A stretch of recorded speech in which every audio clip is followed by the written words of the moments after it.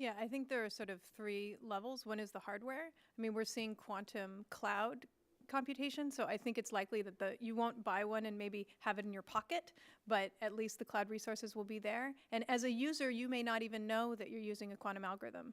The services that you use will have programmers who have made some of the have a combination of quantum algorithms and classical algorithms and send that computation to the cloud. When you do a Google search, something like 100 programs are spawned off for that one search to figure out, is it an airline? Is it a mathematical, what, all these different things. In terms of the ability to program it, that's where the most work has to come in. Okay. Right now, the amount of expertise needed to program these is insane. I mean, it's a high level of expertise. Okay. But that's how it was when the first women programmers were given a spec of the first computer and said, here, program this, right? They did it from the hardware. That's essentially where we are. It's very tied to the hardware. So we need to figure out what are those abstractions that are still useful computing-wise, but also understandable to people who are the current level of a traditional computer scientist or even an application developer. Okay, very good. Please. Thank you for the question. I fully agree with my fellow panelists that we believe that you shouldn't need to have a degree in quantum physics to program a quantum computer. And so that's exactly what we're doing at QBranch, is building the software that enables regular software engineers and computer scientists to create applications, and to do so without needing to know the intricacies of what exactly is happening down at the molecular scale. I'll also point out that quantum computing is already becoming accessible. So in the cloud today, IBM, for example, have released a quantum computer that we can all access. It's at ibm.com/quantum. We can go there this afternoon, do a short course on quantum computing programming, and start to build up that knowledge and understanding of what's possible, and start to build those skills for the future. All right, very good. I'll yield back, Mr. Chairman. Appreciate it. Thank you. The gentleman yields back, and the chair now recognizes the gentleman from West Virginia for 5 minutes. Thank you, Mr. Chairman, and again, thank you for continuing to put before us in our hearings some very provocative thoughts and through this disruptive series.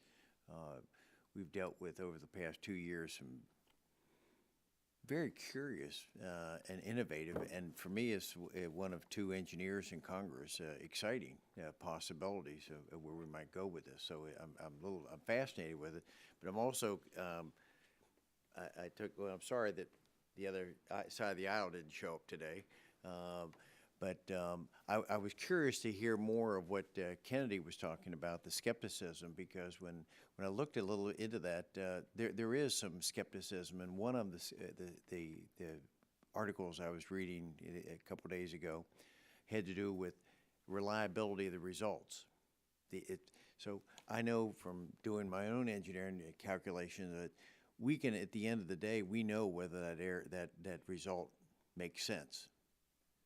But what happens when we use quantum computing if we get, and I think, Monroe, I think you might have said, if they're error prone, do we rely on the result?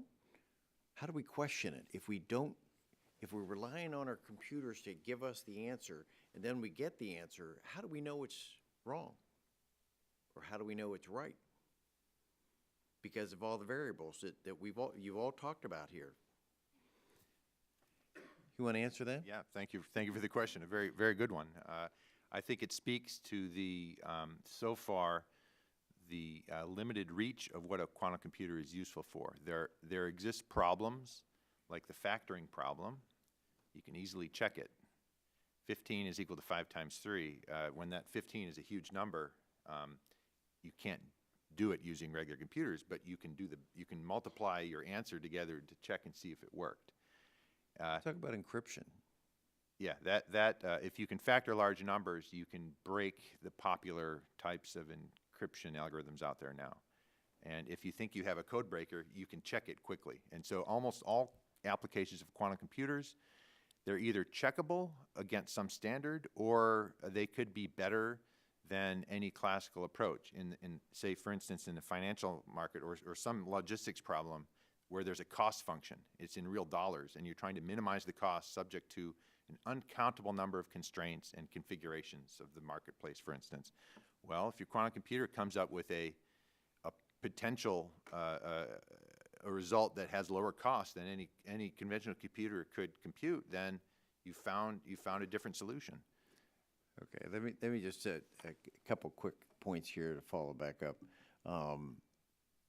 I can see there's a lot more. Again, fascinating. I want to see. I want to read more. This whole idea has triggered me to do a little bit more research in this as well. But let's talk about the timetables.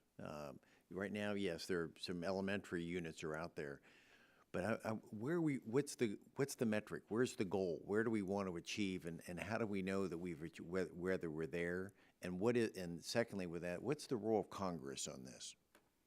Is this just more money into research, or is this, you talked about building plants or facilities so that we can build these qubits? Is this what it is? What role is government? Well, thank you for the question again. I mentioned the idea of a national quantum initiative, and the crux of that initiative is to establish, indeed, a small number of hub laboratories. They're not new buildings. These are hub zones or hub lab, yeah. Yeah, quantum innovation laboratories. And they could be at existing university, Department of Energy or Department of Defense laboratories, collaborations with industry, hubs where students and industrial players are all in the same sandpit.